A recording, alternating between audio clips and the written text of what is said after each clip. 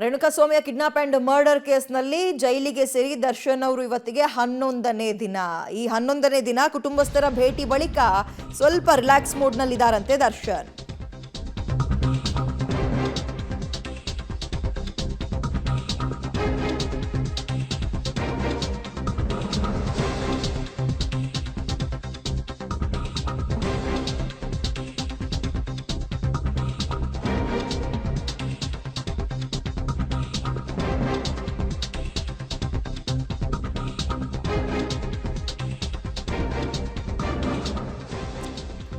ಅವರ ಕುಟುಂಬಸ್ಥರು ಭೇಟಿ ಮಾಡಿದ್ರು. ಇಡೀ ಕುಟುಂಬ, ಅವರ ಹೆಂಡತಿ, ಮಗ, ತಾಯಿ, ತಮ್ಮ ಎಲ್ಲರೂ ಕೂಡ ಬಂದಿದ್ರು.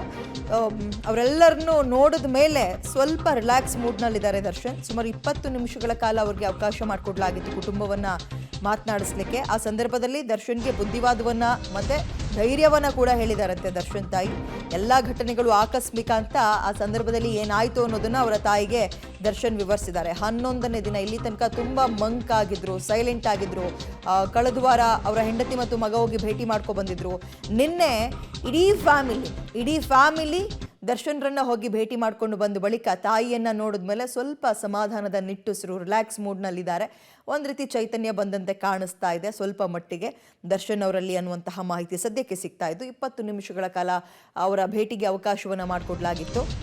ಈ ವಿಚಾರದಲ್ಲಿ ನನಗೆ ತುಂಬಾ ನೋವಾಗಿದೆ. ತಾಯಿಯ ಮುಂದೆ ನಟ ದರ್ಶನ್ ಈ ರೀತಿಯಾಗಿ ಹೇಳ್ಕೊಂಡು ಕಣ್ಣೀರು ಹಾಕಿದ್ರಂತೆ.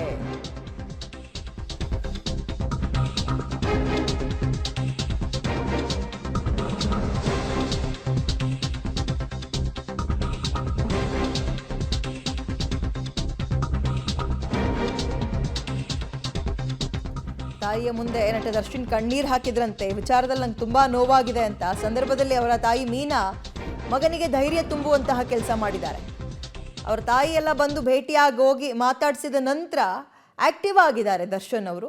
ರಾತ್ರಿ ಸ್ವಲ್ಪ ಬೇಗನೆ ಮಲಗಿದ್ರಂತೆ. ಇಲ್ಲಿ ತನಕ ನಿದ್ರೆ ಬರ್ತಿರ್ಲಿಲ್ಲ, ಕೊಟ್ಟಂತಹ ಊಟ ಸರಿಯಾಗಿ ಮಾಡ್ತಾ ಇರಲಿಲ್ಲ, ಯಾರ ಜೊತೆನೂ ಮಾತಾಡ್ತಾ ಇರಲಿಲ್ಲ.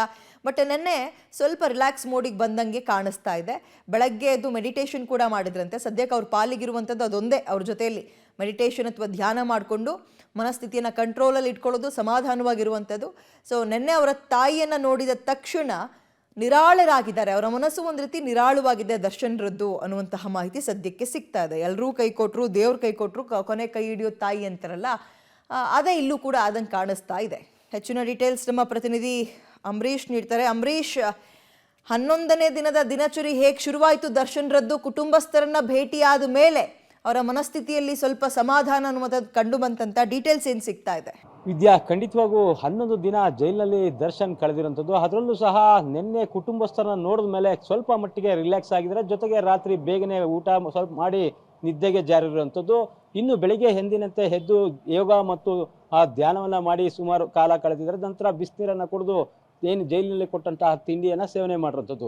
ಎಲ್ಲ ಒಂದ್ ಕಡೆಗೆ ತನ್ನ ತಾಯಿ ಬಂದು ಹೋದ ನಂತರ ದರ್ಶನ್ ಸ್ವಲ್ಪ ಮಟ್ಟಕ್ಕೆ ನಿರಾಳ ಆದ್ರ, ಅಥವಾ ಏನು ಮನದಲ್ಲಿದ್ದಂತಹ ಮಾತುಗಳನ್ನ ತಾಯಿ ಬಳಿ ನೋವನ್ನು ಹಂಚಿಕೊಂಡಾಗ ಸ್ವಲ್ಪ ಮಟ್ಟಿಗೆ ಆ ಆತ್ಮಕ್ಕೆ ಧೈರ್ಯ ಸಿಕ್ಕಿದೆ ಅಂತಾನೆ ಹೇಳ್ಬೋದು. ಇನ್ನು ಸಾಕಷ್ಟು ದಿನಗಳಿಂದನೂ ಸಹ ಮೌನಕ್ಕೆ ಶರಣಾಗಿದ್ರು. ಅಂದ್ರೆ ಜೈಲಿಗೆ ಬಂದಾಗಿಂದನೂ ಸಹ ಹೆಚ್ಚು ಲವಲವಿಕೆಯಿಂದ ಇರ್ತಾರಲ್ಲ, ಒಂದು ರೀತಿ ಮಾಡಿದ ತಪ್ಪಿಗೆ ಪಶ್ಚಾತ್ತಾಪ ಪಡ್ತಾ ಇದ್ರು ಅಂತ ಅನಿಸ್ತದೆ. ಆದ್ರೆ ಎಲ್ಲ ಒಂದ್ ಕಡೆಗೆ ವಿಜಯಲಕ್ಷ್ಮಿ ಮತ್ತು ಮಗ ಹೋಗಿ ಭೇಟಿಯಾದ ಸಂದರ್ಭದಲ್ಲೂ ಸಹ ಸಾಕಷ್ಟು ನೋವನ್ನ ಹಂಚ್ಕೊಂಡಿದ್ರು, ಮಗನನ್ನ ತಬ್ಬಿ ಮುದ್ದಾಡಿದ್ರು.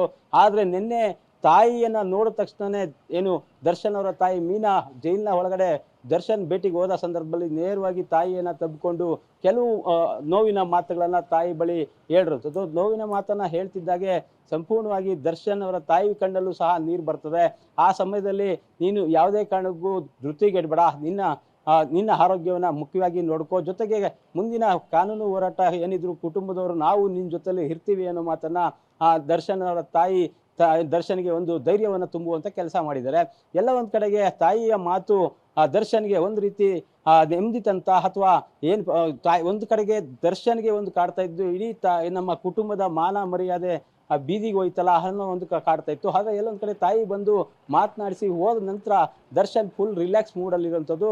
ಅಂದ್ರೆ ಇವತ್ತು ಬೆಳಗಿನ ಜಾವ ನೋಡ್ತಿದ್ರೆ ಬೆಳಗ್ಗೆ ಬೇಗನೆ ಎದ್ದು ತಮ್ಮ ದಿನಚರಿಯನ್ನ ಪ್ರಾರಂಭ ಮಾಡಿದ್ರೆ, ಹಾಗಾಗಿ ಒಂದ್ ರೀತಿ ತಾಯಿನ ನೋಡಿದ್ಮೇಲೆ ದರ್ಶನ್ಗೆ ಒಂದು ರಿಲ್ಯಾಕ್ಸ್ ಸಿಕ್ಕಿರೋಂಥದ್ದು ವಿದ್ಯಾ.